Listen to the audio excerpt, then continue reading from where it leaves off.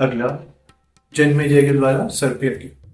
सूत जी कहते हैं महाराज मर गए और राजकुमार जन्मेजय अभी बच्चे थे। तब भी प्रजा उनसे बहुत प्रसन्न रहती थी। मंत्रियों ने शुभ मुहूर्त आने पर उन्हें सिंहासन का अधिकारी बना दिया। उसी समय की बात है कि एक उतंतक नामक मुनि थे। तक्षक उन्हें कष्ट दे चुका था। उस पूर्व वैर का बदला चुकाने के लिए मन में विचार करके वे हस्तिनापुर गए। उतंतक ने कहा, राजन, तक्षक महान दुष्ट है। उसने आपके पिता को मार डाला है। राजेंद्र, तुम भरतवंशी राजाओं में सबसे उत्तम माने जाते हो। तुम्हारे मृत पिता आकाश में भटक रहे। तुम सर्पों को मारकर पिता का उद्धार करने में उद्यम हो जाओ, क्योंकि पिता के वैर को भूला हुआ प्राणी जीता हुआ भी मरा ही समझा जाता है। नटवर, जब तक तुम सर्पों को मार न डालोगे तब तक तुम्हारे पिता की सद्गति होनी असंभव है। अतः अम्बा यज्ञ करके उन्हें मारने का यत्न करना तुम्हारे लिए परम आवश्यक है।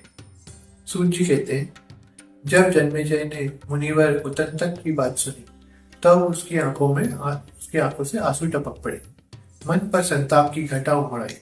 उसी समय जन्मेजय ने संपूर्ण मंत्रियों को बुलाया और उनसे यह वचन कहा, मंत्रीवर, आप सब लोग यज्ञ की यथोचित सामग्री तैयार करें। विस्तार पूर्वक सर्प में यज्ञ किया गया। तक्षक यज्ञ पशु बनेगा। मुनिवर उतंतक होता का कार्य उत्पन्न करेंगे। यज्ञ की सभी सामग्री तैयार कर ली गई। विस्तृत वेदी का निर्माण करा दिया गया। सर्पों की आहुति आरंभ हो गई। तक्षक भागकर इंद्र के पास चला गया। उसने उनसे प्रार्थना की, प्रभु, मैं भयभीत होकर आपकी शरण में आया हूँ, मेरी रक्षा कीजिए। इंद्र ने डरे हुए तक्षक को आश्वासन देकर अपने पास बिठा लिया। तक्षक ने इंद्र की शरण ले ली और देवराज ने उसे अभय प्रदान कर दिया। यह जानकर मुनिवर उतंतक छटपटा उठे। तब उन्होंने इंद्र सहित तक्षक का आह्वान किया। उधर तक्षक ने यायावर कुल में उत्पन्न होने वाले धर्मात्मा आस्तिक का स्मरण किया। मुनि कुमार आस्तिक वहां आए और महाराज जन्मेजय से उन्होंने बड़ी प्रार्थना की। मुनि आस्तिक बचपन में ही विद्वान थे। उनकी प्रतिभा देखकर महाराज ने उनका यथोचित स्वागत किया और मुनि क्या चाहते हैं यह जानने की इच्छा प्रकट की। तब आस्तिक ने कहा, महाभाग, अब आप यज्ञ करना बंद कर दें। राजा जन्मेजय सत्य वचन से बन चुके थे। मुनि ने पुनः वही प्रार्थना की। फिर तो मुनि के कथानुसार राजा को सर्पों की आहुति समाप्त करनी पड़ी। तदनंतर वैशंपायन जी विस्तार पूर्वक राजा को महाभारत की कथा सुनाने लगे। संपूर्ण कथा सुन लेने पर भी महाराज जन्मेजय के मन का समुचित शांति न मिल सकी। तब उन्होंने व्यास जी से पूछा कि मेरे चित्त के शांत न होने का क्या उपाय है। मेरे अंतकरण में सदा आग सी लगी रहती है। मुनिवर, बताइए मैं क्या करूं। सूत जी कहते हैं राजा जन्मेजय की उपर्युक्त बातें सुनकर सत्यवती नंदन व्यास जी उस सभा में ही उनसे कहने लगे, राजन, मैं अत्यंत अद्भुत एवं परम गोपनीय पुराण तुमसे कहूंगा। इस पावन पुराण का नाम श्रीमद् देवी भागवत है। इसमें अनेकों इतिहास उद्गत हैं। उन्हें बहुत पहले अपने पुत्र शुकदेव को यह पुराण पढ़ाया था। मैंने बहुत पहले अपने पुत्र शुकदेव को यह पुराण पढ़ाया था। राजन, अब इसे तुम्हें सुना रहा हूं। यह मेरी बात परम गोपनीय है। इस पुराण के श्रवण से धर्म, अर्थ, काम, मोक्ष सभी सुलभ हो जाते हैं। जन्मेजय ने पूछा, प्रभु, यह आस्तिक यह आस्तिक किसका पुत्र था और क्यों विघ्न डालने के लिए आ गया था? सर्पों की रक्षा करने से उसका कौन सा प्रयोजन सिद्ध हो रहा था? व्यास जी बोले, एक जरात्कारू नामक मुनि थे। उन्होंने गृहस्थ आश्रम की व्यवस्था नहीं की थी। वन में रहे विचर रहे थे। उन्होंने देखा उनके पूर्वज एक गड्ढे में लटके हुए। उन पितरों ने जरत्कारों से कहा, पुत्र तुम विवाह कर लो जिससे हम परम तृप्त हो सके। उस समय जरत्कारों ने पितरों से कहा, पूर्वजों, यदि समान नाम वाली तथा निरंतर अधीनता स्वीकार करने वाली कोई कन्या बिना मांगे मुझे मिल जाए तो मैं गृहस्थी अपनाने को तैयार हूं। इस प्रकार पितरों ने से कहकर वे ब्राह्मण जरत्कारों तीर्थ में घूमने चले गए। उसी समय सर्पों की माता ने पुत्रों को श्राप दे दिया कि तुम आग में गिर जाओ। वह प्रसंग इस प्रकार है कि कश्यप मुनि की दो भार्याएं थी, कद्रु और वित्ता। भगवान सूर्य के रथ से जुटे घोड़े को देखकर वे आपस में विवाद करने लगे। विंता बोली, भद्रे, यह उत्तम अश्व निश्चय सफेद रंग का है। कहो तुम्हारी समझ में यह किस वर्ण का है? फिर हम यह बाजी लगाएं कि यदि मेरी हार होगी तो मैं तुम्हारी दासी बन जाऊंगी और तुम हार जाओगी तो तुम्हें मेरी दासता स्वीकार करनी होगी। कद्रु ने कहा, सुमुखी, मेरी समझ में तो यह अश्व काले रंग का है, अतः तुम दिव्य दासी बनने के लिए मेरे पास आ जाओ। कहते हैं उस समय कद्रु के पास बहुत से छोटे छोटे काले सर्प थे। उन सभी पुत्रों ने कद्रु से कहा, अपने सभी पुत्रों से कद्रु ने कहा, तुम लोग इस घोड़े के सर्वांग में लिपट कर उसे काला बना दो। कुछ पुत्रों ने माता की आज्ञा नहीं मानी।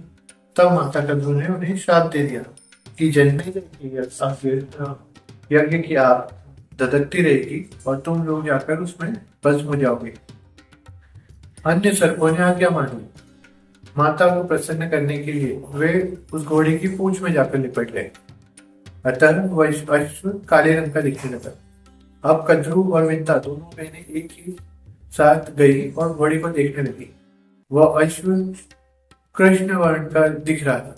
यह देखकर विंता का मन संतप्त हो उठा। उसी समय विंता के पुत्र गरुड़ आए। गरुड़ में असीम शक्ति थी, वे सर्पों को निगल जाते हैं। माता को दुखी देखकर उन्होंने पूछा, माता तुम क्यों अत्यंत खिन्न हो? विंता ने कहा, पुत्र मैं सौत की दासी बन गई हूँ। गरुड़ बोले, माता तुम शोक मत करो, तुम्हारी सारी चिंता दूर कर देता हूँ। व्यास जी कहते हैं, इस प्रकार गरुड़ के कहने पर विंता कद्रु के पास गई। महाबली गरुड़ भी माता विंता को दासी मन से मुक्त कराने के लिए साथ गए। वहां पहुंच जाने पर गरुड़ ने कहा, माता तुम्हें प्रणाम है। मुझे निश्चित रूप से यह बताने की कृपा करो कि माँ किस प्रकार दासी भाव से मुक्त हो सकेगी। कद्रु ने कहा, पुत्र तुम अभी स्वर्ग से बलपूर्वक अमृत ले जाकर मेरे लड़कों को सौंप दो। यों करके तुम अपनी अबला माता का शीघ्र उद्धार कर सकते हो। व्यास जी कहते, कद्रु के इस प्रकार कहने पर पक्षीराज महाबली गरुड़ तुरंत इंद्रलोक चले गए। वहां उन्होंने युद्ध करके अमृत का कलश छीन लिया और अमृत लाकर विधाता कद्रु को दिया। उनके इस प्रवास से माता विंता निसंस दासी भाव से मुक्त हो गई। जब सर्प स्नान करने के लिए चले गए तब इंद्र ने चुपके से अमृत चुरा लिया। उधर गरुड़ के प्रभाव से विंता तो दासी भाव से मुक्त हो ही गई थी। वहां कुशाएं बिछी थी। सर्प आकर उन कुशाओं को चाटने लगे। कुशाओं की नोक बड़ी ही तीक्ष्ण थी। उनका स्पर्श होते ही सर्प दो जीव बंधे हो गए। माता कद्रू ने उन्हें जिन पुत्रों को शाप दिया था, वे वासुकी, प्रभुति नाग, ब्रह्मा जी की शरण में गए और शाप से उत्पन्न होने वाले भय की बात उनसे कह सुनाई। तब महाभाग ब्रह्मा जी ने उन सर्पों से कहा, वासुकी, जरत्कारू नामक एक श्रेष्ठ मुनि है, उन्हीं जैसे नाम वाली अपनी बहन तुम उन्हें सौंप दो। उसके गर्भ से जो पुत्र उत्पन्न होगा वही तुम लोगों की रक्षा करेगा। आस्तिक नाम से उसकी प्रसिद्धि हो। ब्रह्मा जी की यह कल्याणमयी वाणी सुनकर वासुकी वन में गया और अपनी बहन को विनय पूर्वक मुनि को सौंप दिया। उस कन्या का नाम भी जरत्कारू। जरत्कारू मुनि ने अपने समान वाली जानकर वासुकी से कहा, जिस क्षण यह मेरा अप्रिय कार्य करेगी उसी क्षण में इसे त्याग दूंगा। इसके बाद जरत्कारू मुनि उस महान वन में पर्णकुटी बनाकर भार्या के साथ विहार करते हुए सुख से जीवन व्यतीत करने लगे। एक समय की बात है, वे मुनिवर जरत्कारू भोजन करके सोने लगे। वहीं वासुकी की सुंदरी बहन जो मुनि की पत्नी थी बैठी थी। उससे उन्होंने कहा, प्रिय, किसी प्रकार की भी स्थिति क्यों ना आ जाए, तुम मुझे जगाना मत। संध्या का समय उपस्थित हो गया और मुनि जगे नहीं। तब धर्मलोक के भय से डरकर उसकी भार्या जरत्कारू चिंतित हो उठी। उस बिचारी जरत्कारू ने अपने पति देव मुनि जरत्कारू को जगा दिया। मुनि की नींद टूट गई। उन्होंने पत्नी जरत्कारू से कहा, निद्रा में विघ्न डालने वाली, मैं जा रहा हूं, तू अब अपने भाई के घर चली जा। कुछ समय व्यतीत हो जाने पर मुनि का वंशधर पुत्र जरत्कारू के उदर से उत्पन्न कुरुश्रेष्ठ। उसी पुत्र की आस्तिक नाम से प्रसिद्धि हुई। आस्तिक नाम से यही बालक भविष्य में आस्तिक मुनि के नाम से विख्यात हुआ। राजेंद्र, माता के कुल की रक्षा करने के लिए उसने तुम्हारे यज्ञ में आकर तक्षक को बचा लिया।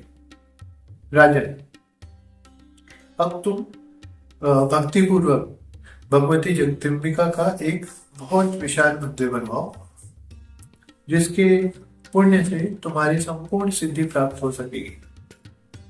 उत्तम भक्ति से आराधन करने पर भगवती जगदम्बिका सदा समस्त अभिलाषाएं पूर्ण कर देती है। राजन, तुम नवरात्रि व्रत करके श्रीमद् देवी भागवत पुराण का श्रवण करो। यह सर्वोत्कृष्ट पुराण सर्वप्रथम आधे श्लोक में भगवती आज्ञा शक्ति ने विष्णु के लिए कहा था। राजन, इसी के श्रवण से तुम्हारा चित्त शांत हो जाएगा और पितरों को सदा स्वर्ग में रहने की सुविधा मिल जाएगी। यहाँ होता है श्रीमद् देवी भागवत का दूसरा स्कंद समाप्त।